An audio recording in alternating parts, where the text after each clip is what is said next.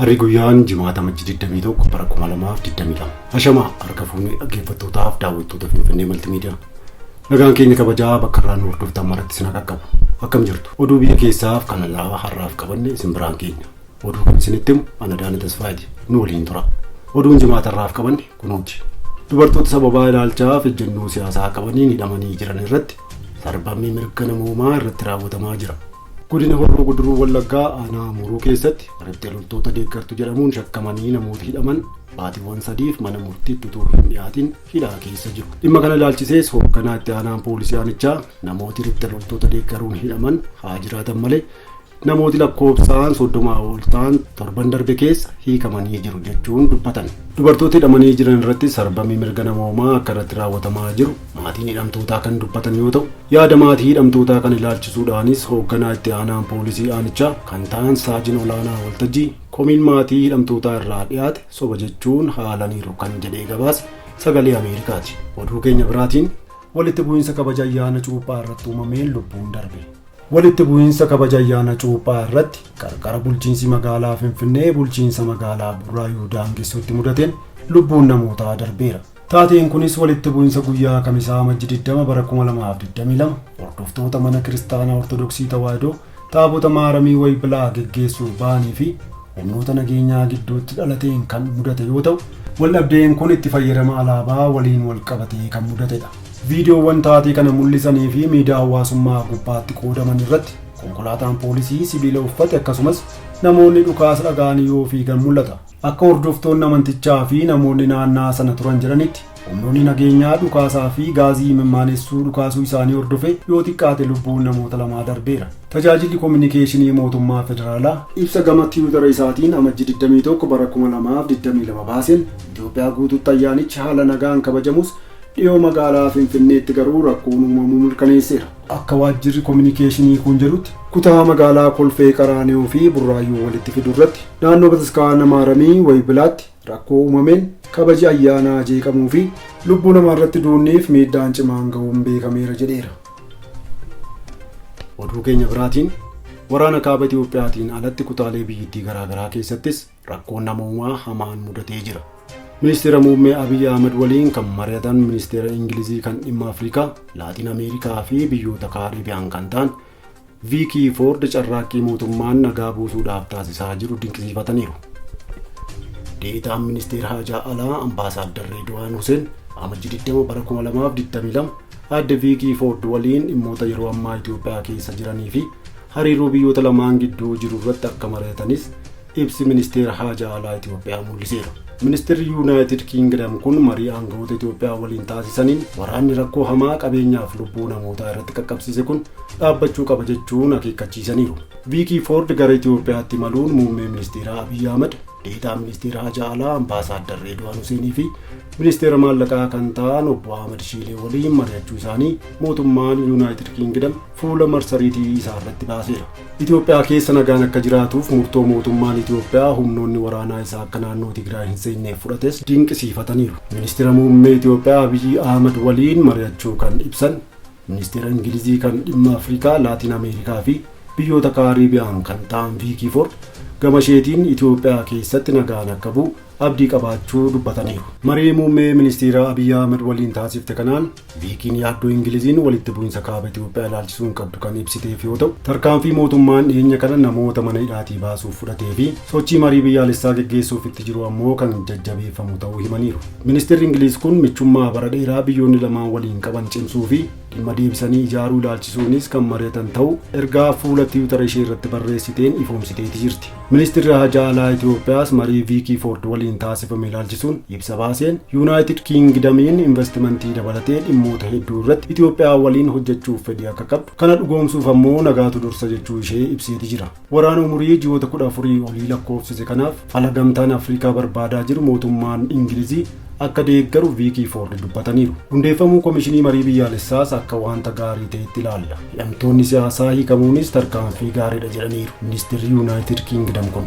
Sababa waraanaa kaaba Itoophiyaatiin alatti kutaalee biyyattii garaagaraa keessatti rakkoon namoomaa hamaa mudachuun akka isaan yaaddeesse kan himan viikiin mootummaan yuunaayitid kiingdam hongee kibba Itoophiyaatti dhalateef deeggarsa paawundii miliyoona 5 akka deeggartu waadaa galaniiru. Dabalataanis sababa walitti bu'insaan lammiilee miidhamaniif dhiyeessii fayyaa fi wiirtuu barnootaa manca'ee deebisanii ijaaruuf kan oolu paawundii miliyoona 5 akkasumas hojii nagaa fi mirgoota namoomaa eegsisuudhaaf kan oolu maallaqa dabalataa paawundii miliyoona 4.5 mootummaan Ingilizii kan ramade ta'uunis ibsameera. Maallaqni kun kan mootummaan yuunaayitid kiingdam rakkoo namoomaa waraana waliin walqabate naannoo Tigraay, Amaaraa fi Affaar keessatti uumame gargaaruuf paawundii miliyoona 75 ramadeen alatti dabalataan kan kennamudha jedhameera. Ammaan kan Itoophiyaa balaa hongee waggoota 10 keessatti mudatee jira. Kanaafis yeroo rakkisaa akkasii kanatti Ingiliziin Itoophiyaa waliin akka dhaabbattu himameera. Odeeffannoo kana fuula marsariitii mootummaa Ingilizii irratti arganne. Balaa ibiddaa qaqqabeen qabeenyi birrii miliyoona 50tti tilmaamamu barbadaa'e.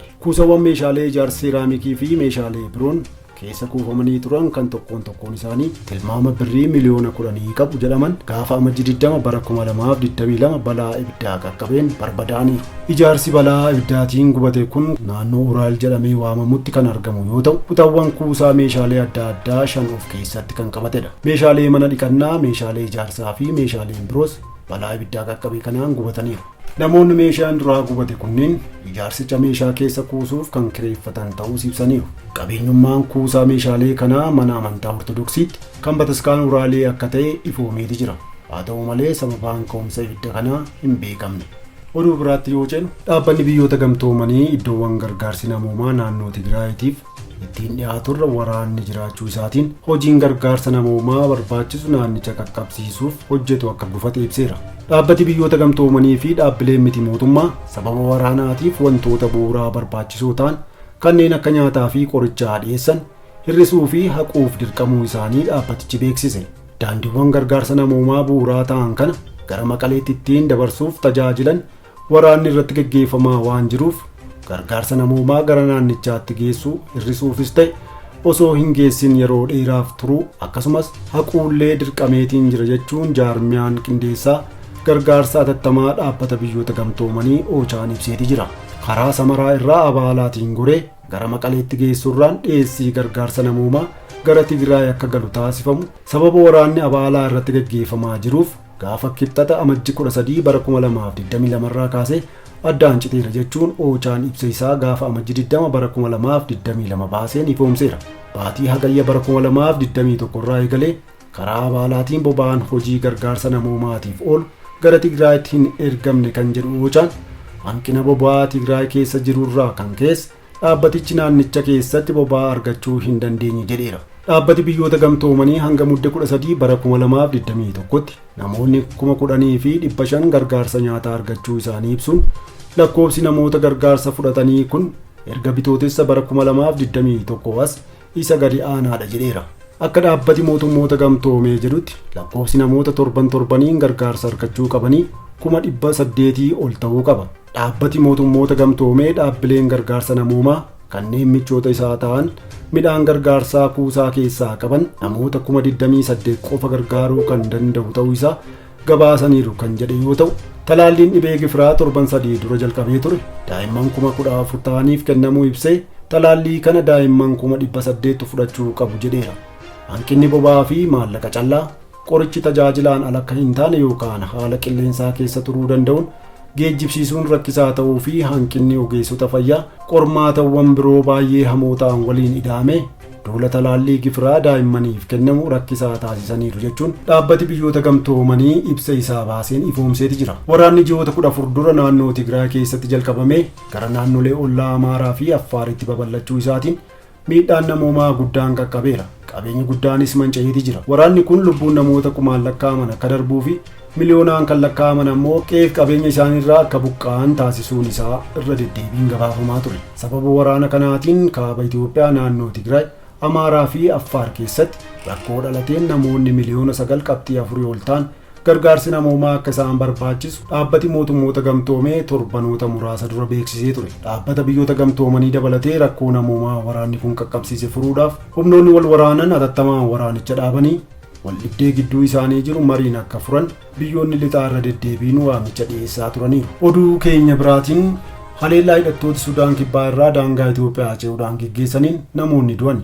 Haleellaa hidhattoonni Sudaan kibbaa irraa gara Gaambeellaa seenan geggeessaniin namoonni 8 ol yoo ajjeefaman 5 ammoo madaa'aniiru.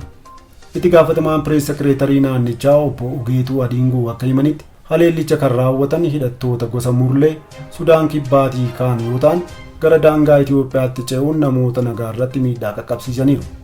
Hidhattoonni gosa Murlee amajjii 20 bara 2022 daangaa qaxxaamuranii seenuun godina Nuweer aanaa Kooboo ganda kaan jedhamu keessatti ambulaansii daandiirra deemaa ture irratti dhukaasa banuun namoota 3 ajjeesaniiru. Kana malees manneen jireenya hawaasaa irrattis dhukaasa banuun isaanii kan himame yoo ta'u, dabalataan namoonni 5 ajjeefamanii kaan 5 ammoo miidhama cimaa fi salphaaf saaxilamaniiru. Hidhattoonni kunneen dilbata amajjii 16 bara 2022 haleellaa aanaa Kooboo keessatti raawwataniin miseensa poolisii naannichaa ajjeesuun isaanii fi gocha saamichaa raawwataniinis loon horsiise bulaa 70 ol ta'u akka saamanis himameera. Haleellicha hordofee humna addaa fi milishaa naannichaa bobbaasuun nageenyaa fi tasgabbii naannichaa eegsisaa jiraachuu Koomishinariin Koomishina Poolisii Naannoo Gaambeellaa Abulaa Uboong dubbataniiru. Itti gaafatamaan pirees sekireetaraatiin naannichaa akka jedhanitti haleellawwan waqtii eeganii raawwataman kanneen keessattuu waqtii bonaa keessa akka mudatan ibsuun ammaan kana Gaambeellaatti yeroonsaa waqtii bonaa waan ta'eef karaa daangaa bal'aa Sudaan kibbaatiin wal daangessuutiin hidhattoonni Murlee haala salphaan seenuun haleellaa raawwatu jedhameera. Hidhattoonni kunneenis haleellaa jiraattota irraan ga'aniin alattis loon hedduu saamuun akka fudhatan poolisiin ibseera jechuun waajjirri dhimmoota koominikeeshinii naannoo Gaambeellaa fuula feesbuuka isaa irratti ifoomseeti jira. Haaluma wal fakkaatuunis hidhattoonni gosa Murlee kunneen kanaan duras gara daangaa Itoophiyaatti ce'uun naannoo Gaambeellaa keessatti yeroo garaa garaatti haleellaa raawwataa turuun isaanii ni yaadatama. Egaan hordoftoota keenyaa oduun irraaf jenne kana fakkaata ture. Waan hordoftaniif galatooma. Marsaalee hawaasummaa keenyaa laayik, sheer, sabskiraayib godhaa. Finfinnee Maltiimiidiyaa madda seenaaf odeeffannoo.